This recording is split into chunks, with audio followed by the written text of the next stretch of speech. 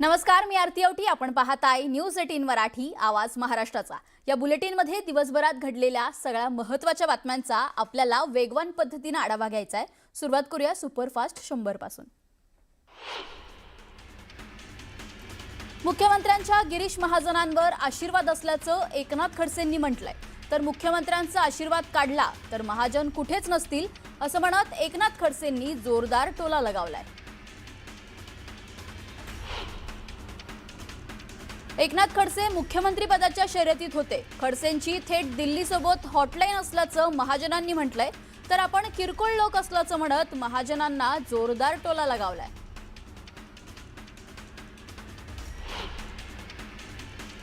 विनायक राऊतांच्या कुटुंबियांकडून छळ झाल्याचा आरोप सुनेनं केला. गोमूत्र प्यायला दिल्याचा आरोप करत डोक्यावरचे केस कापत अघोरी कृत्य केल्याचा गंभीर आरोप केलाय. माझ्या कुटुंबावरील सर्व आरोप खोटे असल्याचं विनायक राऊतांनी म्हटलंय. अवैध कृत्य वगैरे आम्ही केलेलं नसल्याचं म्हणत त्यांनी सुनेच्या आरोपांचं खंडन केलंय. सून 3 वर्षांपासून मुलासोबत राहत नसल्याचं विनायक राऊतांनी म्हटलंय. तर कोट्यावधींचं घर आणि दरमहा 5 लाखांसह 12 कोटींची मागणी सुनेनं केल्याचा आरोपही त्यांनी केलाय.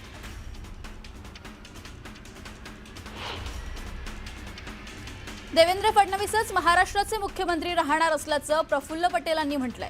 तर राज्यात मुख्यमंत्री बदलाची कोणतीही चर्चा नसल्याचा दावाही त्यांनी केलाय.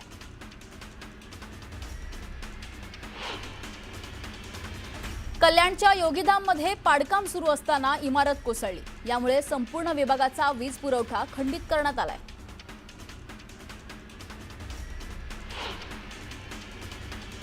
पिंपरी चिंचवडच्या मोशी दुर्घटनेसंदर्भात ALR कंपनीची चौकशी करण्यात येणार आहे. मुंबई पालिकेसह अनेक ठिकाणी कंपनीचे प्रकल्प सुरू असल्याची माहिती मिळते.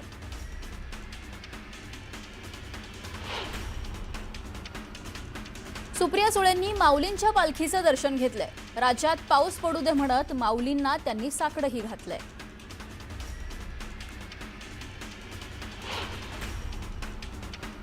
पुणे जिल्ह्यातील महत्त्वाच्या अधिकाऱ्यांची उपमुख्यमंत्री सुनेत्रा पवार यांनी आज बैठक घेतली. शेतकऱ्यांचे प्रश्न तातडीने सोडवण्याच्या सूचना यावेळी सुनेत्रा पवारांनी दिल्यात.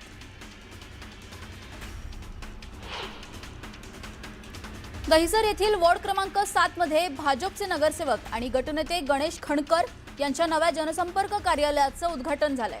केंद्रीय मंत्री पियुष गोयल यांच्या हस्ते या कार्यालयाचं उद्घाटन करण्यात आलंय.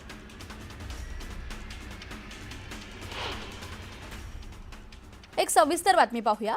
मुंबईपासून अवघे 80 किलोमीटर दूर असणाऱ्या खालापूरमधील काही वाड्या वस्त्या अजूनही विकासापासून कोसो दूर असल्याचं पाहायला मिळते. याची प्रचिती आणणारी नुकतीच एक घटना घडली आहे. एका गर्भवती महिलेला झोळी करून डिलिव्हरीसाठी दवाखान्यात दाखल करावं लागले. खालापूर तालुक्यातील उंबरणेवाडीला न रस्ता आहे न वीज अशा 4 वाड्या लगोलग आहेत.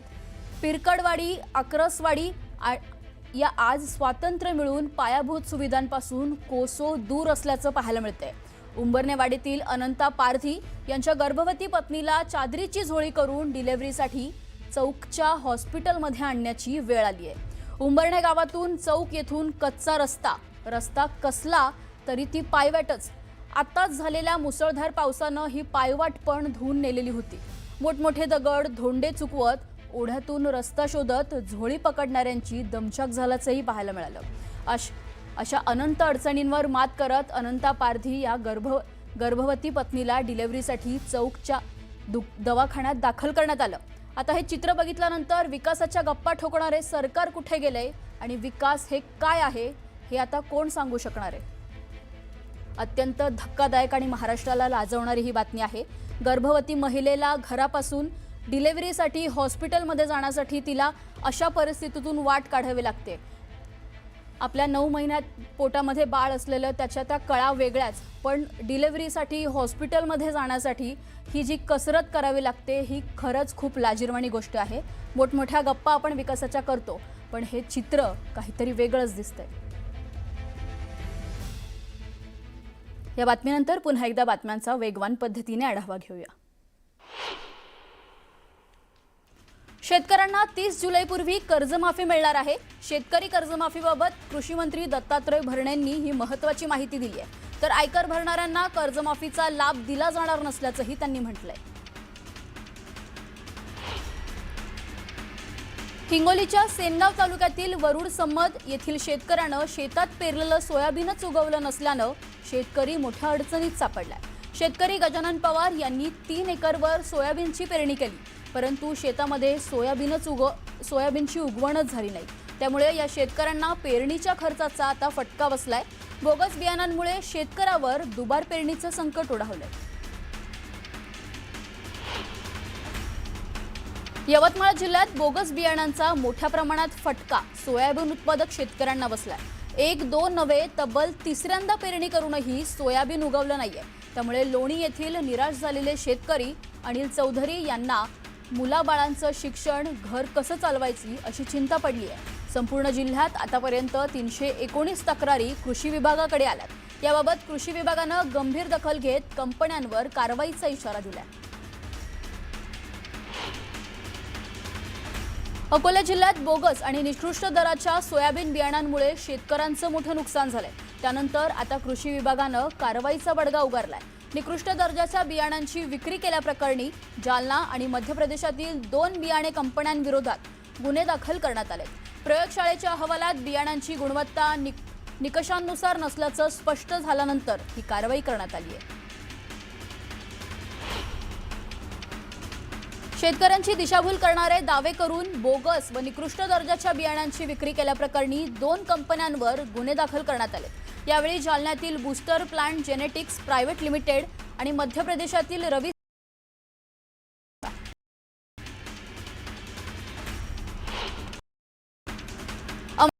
सोयाबीनच्या बियाणे विक्री करणाऱ्या कंपनीविरुद्ध गुन्हा दाखल करण्यात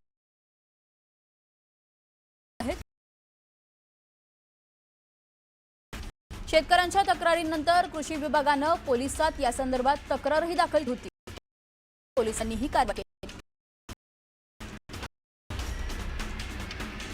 सोयाबीनच्या बोगस बियाणांवरून काँग्रेस नेत्या यशोमती ठाकूर चांगलाच आक्रमक झाल्या। शेतकऱ्यांसोबत लबाडी सुरू असून सत्ताधारी यावर बोलत नसल्याची टीका त्यांनी केली आहे। जळगाव जिल्ह्यात शेतकऱ्यांनी पेरणी केली आहे, मात्र पावसानं दडी मारल्यानं शेतकरी चिंतेत सापडलाय। दरम्यान आता शेतकऱ्यांना मुबलक पाऊस झाल्याशिवाय पेरणी न करण्याचं आवाहन कृषी विभागाने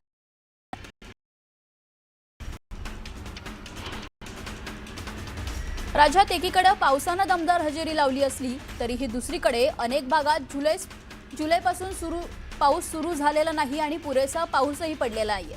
येवला तालुक्यात पावसाअभावी तालुक्यातील 38 गावं पाणी पुरवठा योजनेच्या तलावातील पाण्याच्या पातळीत मोठी घट झाल्याचं पाहायला मिळतंय। उपलब्ध पाणीसाठा हा 15 ऑगस्ट पर्यंतच पुरेल इतकाच असल्यामुळे लवकर सलग जोरदार पाऊस पडला नाही तर आगामी काळात 38 गावांवर पाणी टंचाईचं संकट येण्याची शक्यता आहे। गेल्या 8 ते 10 दिवसांपासून सुरू असलेला मुसळधार पावसाचा मोठा फटका भात रोपांना बसलाय। उत्तर पुणे जिल्ह्यासह पुणे ठाणे सरहद्दीवरील माळशेज घाट परिसरात भात रोपांचे मोठ्या प्रमाणात नुकसान झालंय। यंदा या भागातील भात लागवडीखालील क्षेत्रात मोठी घट होण्याची शक्यता व्यक्त केली जाते।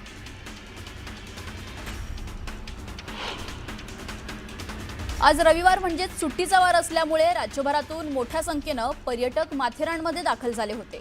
यावर्षी पावसाळी पर्यटन हंगामात इतक्या मोठ्या प्रमाणात पर्यटक प्रथमच माथेरानला आल्याचं चित्र पाहायला मिळालं। डोंगर रांगांमधील निसर्गरम्य वातावरण, धुक्यांची चादर आणि आल्हाददायी हवामानाचा आनंद घेण्यासाठी पर्यटकांची मोठी पसंती माथेरानला मिळते।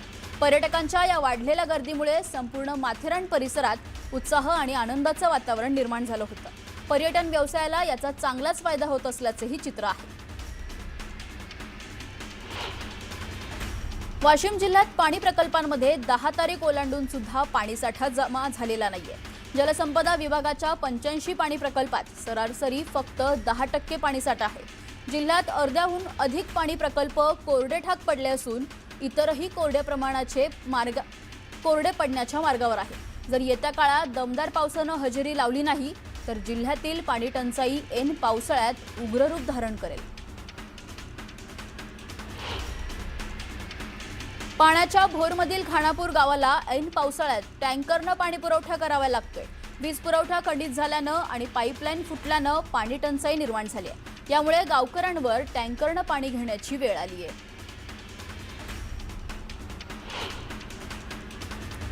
सुरगाणा तालुक्यात गेल्या आठवड्यात झालेल्या मुसळधार पावसानंतर साखळचोंड धबधबा खळखळून वाहू लागलाय। गुजरात सीमेलगत निसर्गाच्या कुशीत वसलेला हा नयनरम्य धबधबा पर्यटकांचे प्रमुख आकर्षण ठरलाय। हिरवीगार जंगलं, आदिवासी संस्कृती आणि धबधब्यांचे मनमोहक दृश्य पाहण्यासाठी मोठ्या प्रमाणात पर्यटक येथे गर्दी करतात। बीड जिल्ह्यासह 6 पोलीस निरीक्षकांच्या बदल्या झाल्यात। विलास घुले हत्या प्रकरणानंतर ह्या बदल्या करण्यात आल्यात। सोलापूरच्या बार्शीत जखमी हरणाला वनविभागाच्या अधिकाऱ्यांनी जीवदान दिलंय। तारेच्या कंपाऊंडमध्ये अडकून हरिण जखमी झालं होतं। पिंपरी चिंचवडमध्ये मोशी कचरा डेपो येथे झालेल्या इमारत दुर्घटनेमुळे कचरा डेपो बंद झालाय। त्यामुळे मोशीत ठिकठिकाणी कचऱ्याचं साम्राज्य निर्माण झालंय। तातडीनं कचरा संकलन करण्याची मागणी नागरिकांकडून करण्यात येतेय।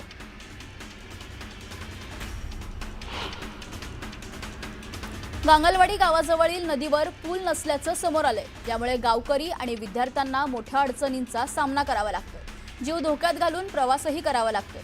तातडीनं पूल बांधण्याची मागणी करण्यात आली आहे।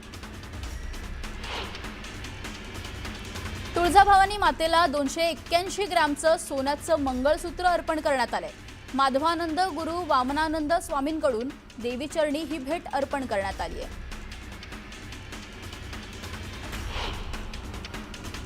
रत्नागिरीच्या हर्णे येथील किल्ल्यांच्या प्रवेशद्वारासमोरील तटबंदीचा मोठा भाग कोसळलाय। यामुळे संवर्धनाच्या कामावर गंभीर प्रश्नचिन्ह उपस्थित झालंय। विशेष म्हणजे गेली 2 वर्ष कोट्यवधी रुपये खर्च करून किल्ल्याची डागडुजी करण्यात आली होती।